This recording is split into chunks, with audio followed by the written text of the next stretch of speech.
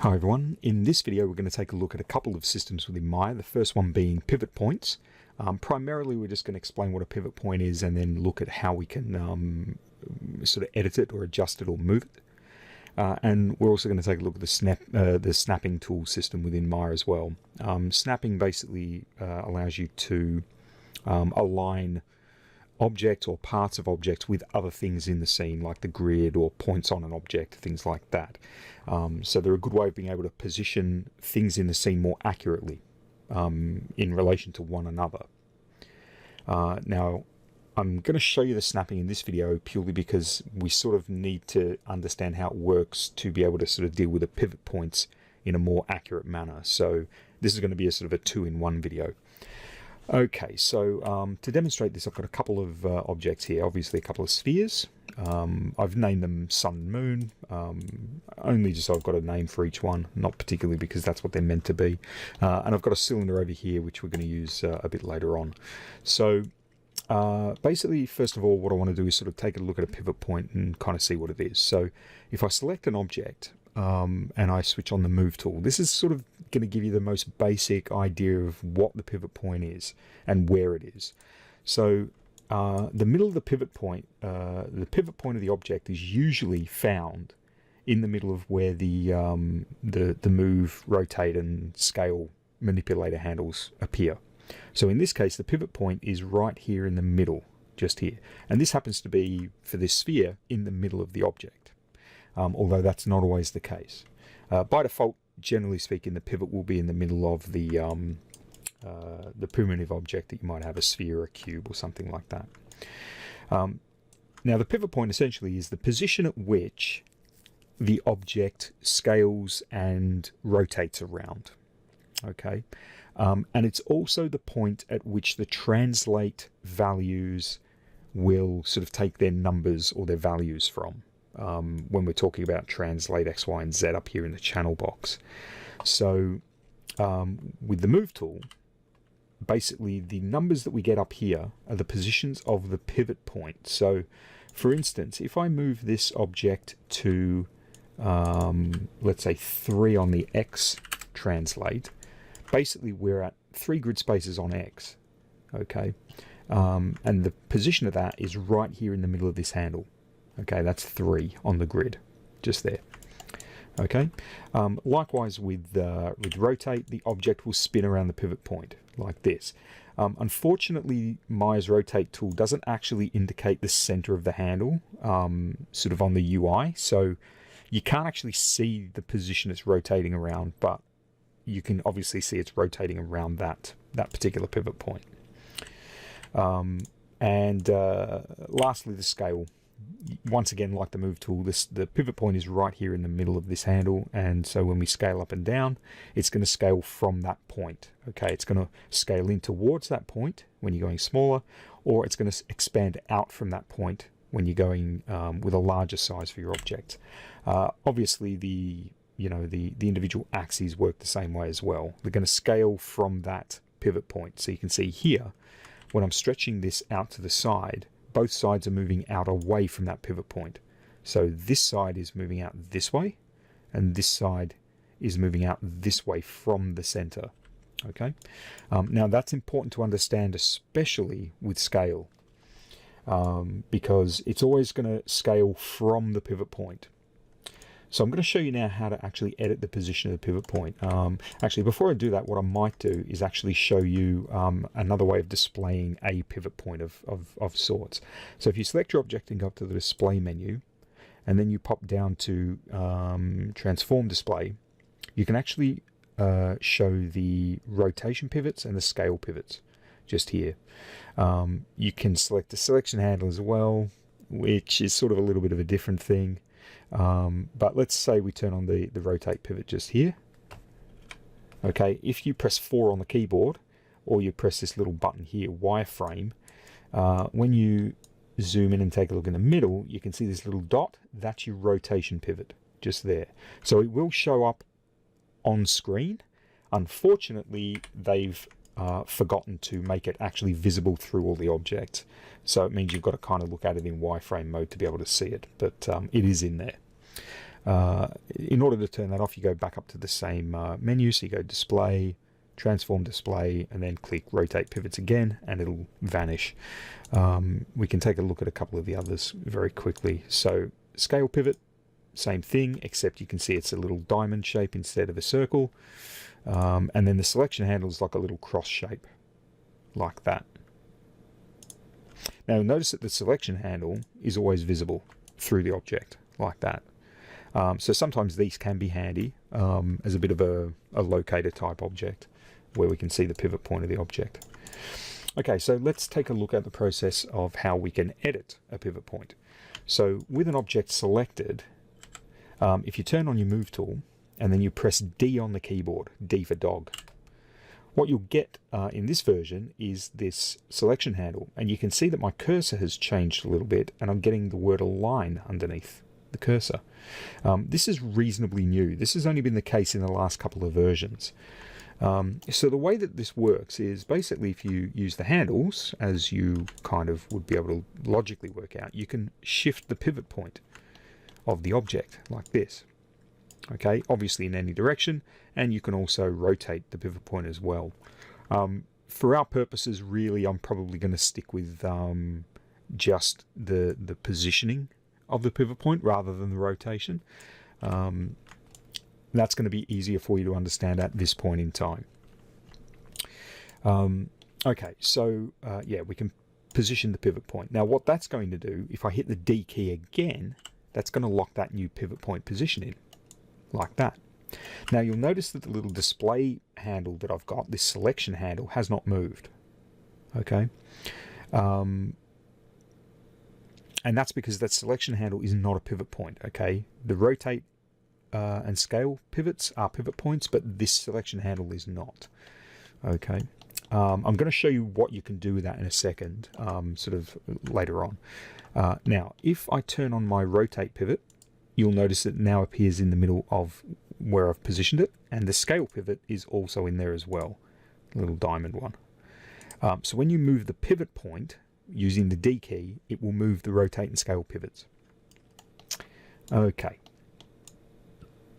Now, obviously what this means is when I move the object, it's going to move using this position as its new location.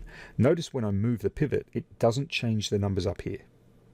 Okay, so it's going to now take this position as its default position. Okay, so if I move it, it's going to move from this position, and this is going to be the number that you're going to see up here.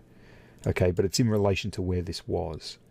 So even though currently, if we're looking at the grid here, this is the minus direction. So this is roughly about minus, what would this be, about -7, -6.5, something like that. You'll notice that this is still 0. So when I move this up this way a bit, like if I put this to 0, that's now at 0 position on the grid. It's reading it as 6.65. Okay, so you can see that shifting your pivot points around can actually mess with your numbers. So it's important that you take that into account. Okay, obviously if we rotate this, it's going to orbit around the pivot point, because it's always going to rotate around that wherever the pivot is, right? So you have to be careful that your pivot point's placed where you want it, so that you're going to get the kind of expected rotational movement or scale. Okay. Now, if we scale this, this is where things get really quite weird. If I scale this up, it's going to get bigger, but it's also going to move. It's going to move away. And that's because it has to scale away from this pivot point if we're going up or bigger. If we go smaller, it's going to move towards the pivot, like this. Okay. Now, here's the thing, right? If we get to the point where we scale it sort of backwards like this, it's now actually inside out. And I can see because it's got a negative scale value just here. So you do need to be careful with your pivot points, and also when you're scaling up and down and so on. Just be aware that the pivot point position will drastically affect how the object moves when you're trying to animate it. And this is really important when you're rigging, because you need to make sure that the pivot points are all in the right spot, so that when your animator goes and starts animating the character, the whole thing just doesn't kind of explode or turn inside out or things like that. It's sort of our job as as a rigger to make sure that the pivot points are all in the right spots. Okay, I've just shrunk that down to nothing, I've just realized. Let's pop that back to 1. Okay, so we can reset the pivot point back to the middle of the object by clicking this button just here. They've now started adding these icons on. Previous versions didn't have them. This is center pivot. You'll find this under the modify menu under center pivot. So when you click this, it basically places the pivot point of the object back in the middle of the structure.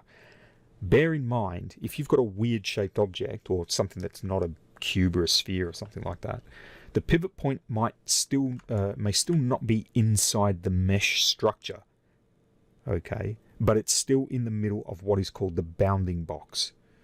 So the bounding box is like an invisible box that is traced around the exact extents of the model in each direction, height, width, and depth. Okay, it basically is reading that bounding box, and that's where it's going to place it. It doesn't kind of look at the structure or the geometry and place it in the middle of that. So, you know, if you've got like a weird shaped object, okay, let's take like a torus is actually a perfect example of this, right? Okay, so if we take a look at the torus, you can see the pivot point is in the middle of the overall bounding box, the overall shape, but it's not inside the structure. It's actually inside this this hole. Okay, so the pivot point doesn't have to be inside the object. So that's something to keep in mind. All right, so let's take a look at how we can align pivot points more accurately using the snapping tools. I will come back to the handle as well. I haven't forgotten that.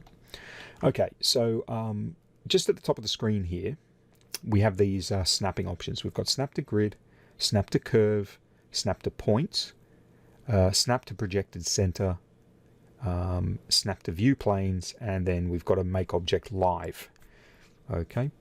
Now that's used in very specific circumstances with certain effect systems and other modeling systems primarily. So that's not necessarily a snapping system itself, even though it's kind of bundled in with them. All right, let's take a look at the first one. Okay, so I'm going to select my object. I've got my move tool active, and what I'm going to do here is turn on snap to grid. So if I switch that on, the first thing that you should see is the little middle handle on the move tool is now a circle. So when it's off, it's a square. If it's a circle, if you ever see a circle in the middle of this move tool, it means that the snapping is on. Okay. Now what this is doing, it's called snap to grids, and we would expect that it would snap to the grid lines, and that's exactly what it's going to do. So we can position an object specifically to a point on the grid using snap to grids. This is a great way of aligning objects to one another, you know, sort of at a quick glance. So I can get them lined up, you know, sort of across here, for instance. Okay, so snap to points. Let's take a look at this. This is where I'm going to use my cylinder. I'm just going to bring that across here. So snap to points. I'm going to turn off my grid snap, and I'm going to switch over to snap to points. I'm going to skip the curve snap for a second. So snap to points. The way that this one works, once again, when it's active, we get a little circle in the middle. The way that this one works is we can use the handles to align the object to a point on another object. So this is now aligning to this edge because there is a point or a vertex here and then another one at the bottom. Okay, so when you're using the arrows, the way that this works is it's basically aligning in a single direction to the point, right? So if I reactivate it again, so if I drag across, it's going to align to the first set of points or the first vertex that my cursor gets close to. Notice it's not clicking directly to the point, it's just lining up with it. Now in this case what it's done is it's aligned it to the second set of points. If I click and drag the handle and I move my cursor to the point I want to align to while I'm dragging, it will line up with that point. Okay, so for instance, if I want to line it up with this end over here, I grab the handle that's going to move it across to that direction, and then I move my cursor up over that point, and it will then line the sphere up to that. I'm going to actually shrink this sphere down a little bit just so it makes it a bit easier for us to see. There we go. So you can see there that's lining up along that edge. Now, if I want to align an object directly to a vertex, okay, what I can do is I can use the middle handle and drag that, and I can stick that to a vertex like that. You can see that that one's kind of snapped itself to the middle of the cylinder. I can drag it over here or onto here like that. So that's snap to points. Just there, snap to points. Those are the two main ones you're probably going to use a lot of the time. Okay, so let's take a quick look at, I'll do a little quick test of the curve one.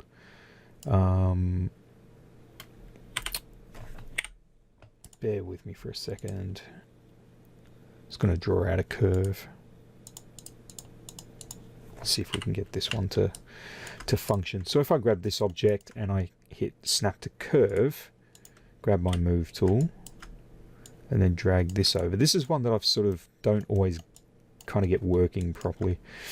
Let me just go, actually let me go solid and then X-ray. That might be a bit better. Yeah, so you can see there, if you get the object kind of close to the curve and then you grab the middle handle and you drag, you can kind of get it to snap to the curve. But it might take a couple of goes to get it. So from that point, when you drag, it's going to drag along the curve like that. It's going to actually follow the curve as you drag. But I tend to find it does depend on the angle that you're at. It can be a little bit fiddly to get it to work properly.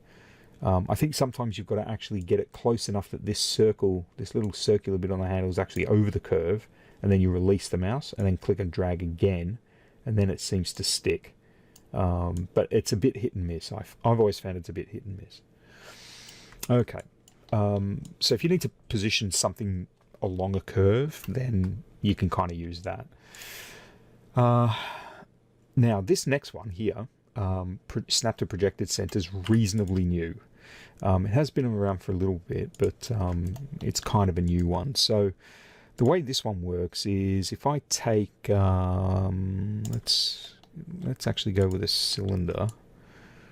So if I take this cylinder and I add some divisions of height to it like this, and then I grab my move tool and turn on soft selection and just bend it like this, that should be enough to get us a bit of an example going.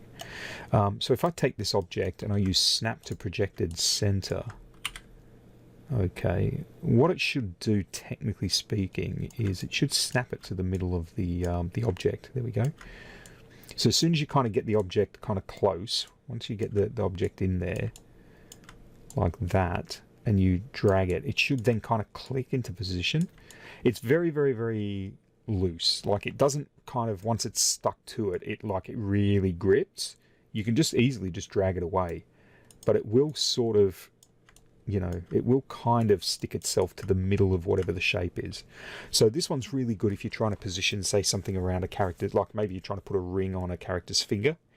You can use that just to kind of roughly get it in position. It'll kind of stick the middle of the pivot point to the middle of the finger structure, and it kind of reads the thickness of the geometry, like how wide the cylinder is, and it will kind of try and always follow the middle. So that's sort of the basic idea of that. So that's more or less it. I'm not going to worry about the view planes. I'm not going to worry about the live objects thing. Okay, so let's take a look at that last little thing I was going to show you guys, which is this selection handle. Okay, so selection handle, all right, sometimes what we might need to do is we might need to position a little selection handle outside of an object so that when we click on the handle, we select the object. Okay, hence the name selection handle. Quite often this is handy when you're building a rig up, because the things that you're trying to select might be actually inside the object, where you can't just easily click on them and actually select them. Okay, so you can use these little selection handles and shift them outside of the object. Now, the way that we do that is we need to switch to a component mode. Okay, so when we hold down the right mouse button on the object, we've got several component modes, right? We've got edge, we've got vertex, we've got vertex face, and so on, right? The thing that we want to do is basically have the selection handle objects up here, these toggles. Okay, this is what we want to select, but we don't want to select the other things. Okay, now if I click on select by component type just here, which is F8 on the keyboard. On a Mac, you've got to hold down the function key and then hit F8. Otherwise, it's going to either do, volume or brightness or something like that. So if you click this button, we've then got, notice how this all switches over to like edge mode in this case, but the handle's purple. If we click on this button just here, selection handle, if we click that, and then sometimes what you'll need to do is deselect these two or any of these other ones. That'll stop you accidentally clicking on an edge or something. But if I click this, it goes yellow. So I've actually selected the selection handle. Then I can use the move tool and I can move this out over here like this. Okay. Now if I switch back to object mode, so I just click back object mode like this, or right click and hold and select object mode. Okay. You'll notice now I've got this little floating handle over here. Okay. Now if I click that, it's going to select the object. Notice how the pivot point is not this handle, as we saw before when we moved the pivot point. Okay, so the pivot point will remain where it normally is, but I can select the object now by clicking on this handle. Now that's really handy sometimes, like I said, because if this object is part of a bigger kind of more complex structure, and keep in mind our models could be made up of several parts, not just a single piece. But, like if I've got an object like this where the sphere has to be sort of inside this box, for some reason, but occasionally I might need to, as part of an animation, I need to select that sphere. I don't necessarily want to come in here every time into the outliner. What I can do is set up this selection handle, and I can just click the selection handle, and now I've got the sphere selected. Now, in order for you to see that, I'll switch to X-ray. So you can see there's the box selected. You can see the sphere inside. And when I click the selection handle, I've now got the sphere, and I can move the sphere like that. So that's what the selection handles do. They can come in very handy when you're creating your rigs, and you can kind of have them as part of your rig. Okay, to turn them off, select the object, go back up to display, back down to transform display, and click on selection handles, and that'll turn them off again. Notice that when you switch them back on, it remembers where they were if you've moved them. Okay, that's it for this video. I will see you next time.